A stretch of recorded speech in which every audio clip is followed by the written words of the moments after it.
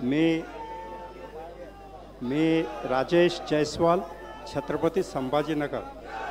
अविनाश भाऊ मार्डीकर उदयांचा मान ठेवण्यासाठी भाऊनी विनंती केली म्हणून मागच्या वर्षी पावसाळ्यात मुंबईला आंदोलन अविनाश भाऊ मार्डीकर त्यावेळेस ह्या सरकारनं चपला काढा साहेबांना चपला घेऊन नका जाऊ ते शब्द बदलला, त्याचं पालन झालं नाही.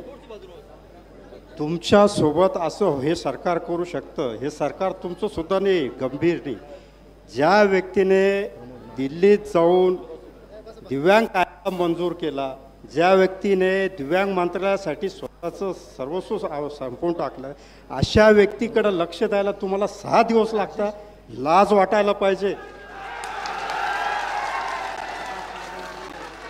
कुठं आहे दिव्यांग मंत्रालय प्रमुख? त्यांच्या मतदारसंघात मी आहे, त्यांना निवडून आणण्यासाठी मी मरमर केलेली आहे. लाज वाटायला पाहिजे त्यांना. इकडं दिसत नाही. 5वा 6वा दिवस तब्येत खराब होऊ लागली.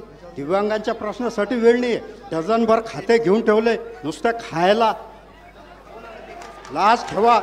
पुढच्या वेळेस तुम्हाला आम्ही दाखवू हिशोब. आम्ही जास्त नाही पण तुम्हाला पाडू शकतो एवढी आमची संख्या आहे. लक्षात ठेवा. तुमच्या मतदारसंघात साहेब तुमचा शब्द खाली नाही पडायला पाहिजे. जसा 70 साहेबांचा पडला त्याच्यासाठी 1 वर्ष आम्हाला करावं लागलं अब्दुल 70 साहेबांमुळं. तसं तुमचं होता का म्हणे. ही तुम्हाला विनंती. परत आम्हाला आंदोलन करायला लावू नका.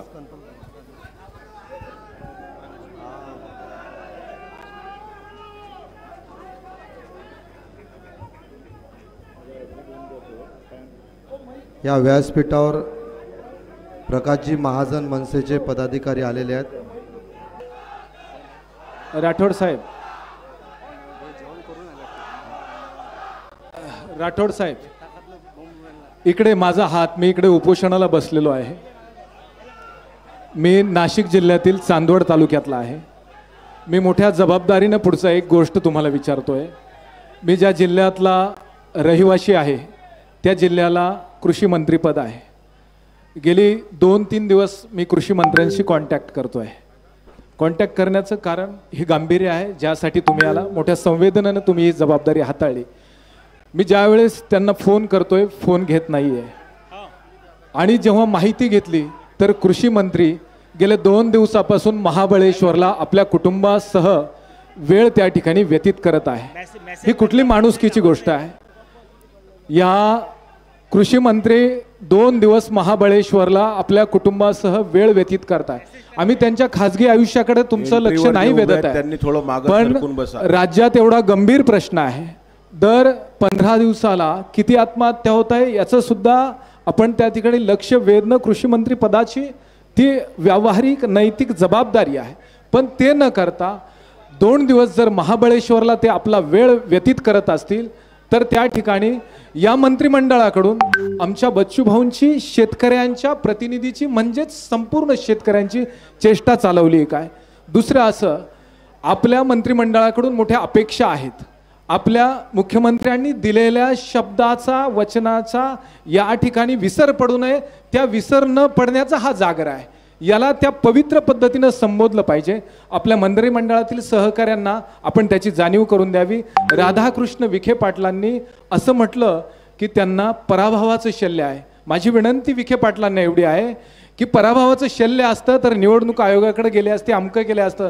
जसं तुम्ही सुजय दादा विखे पाटील पडले आणि त्याचा आक्रस्ताळेपणा दिल्लीपर्यंत नेला, सुप्रीम कोर्टापर्यंत नेला.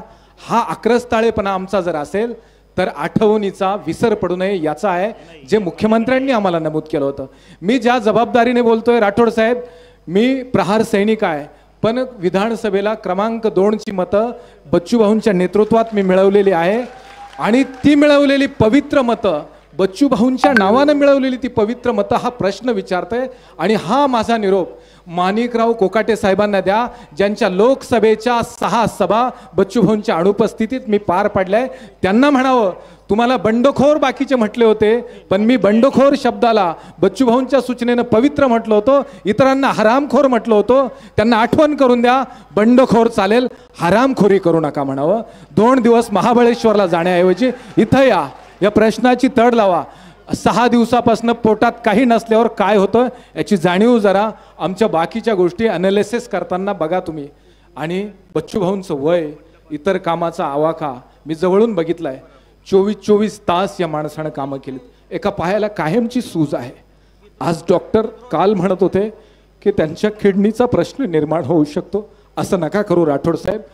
आमच्यासाठी फार महत्वाचं आहे 300 लोक वस्तीतल्या या पोराला महाराष्ट्राच्या लेवलला आणून ठेवणाऱ्या या माणसांना अशी दिवस नका दाखवू. कृपया विनंती करतो. 300 लोक वस्ती आहे फक्त माझ्या गावची.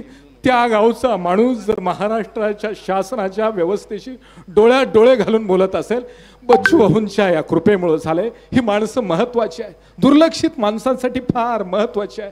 पवित्र विचारानं वनवन करणाऱ्या या माणसाला असं हालाकीवर सोडू नका. शिवाय शिंदे साहेबांनाही निरोप द्या, देवेंद्र फडणवीस साहेबांनाही निरोप द्या. राजकारणात तुम्ही फार हुशार असाल, पण समाजकारणातल्या दुःखामध्ये बच्चू भाऊ इतकं हुशार कोणीच नाही, कोणीच नाही. त्यामुळं तुम्ही मागच्या काळात हात घेतला, बदनामी माझ्या भाऊच्या वाट्याला दिली आणि सगळं सुख तुम्ही उपभोगत आहात. राठोड साहेब, तुम्ही सुद्धा त्या मंत्रिमंडळाचा भाग आहात. इतकी सावत्र वागणूक माझ्या भाऊला देता कामा नये. हा महाराष्ट्र विसरणार नाही. कृपया विनंती करतो तुम्हाला.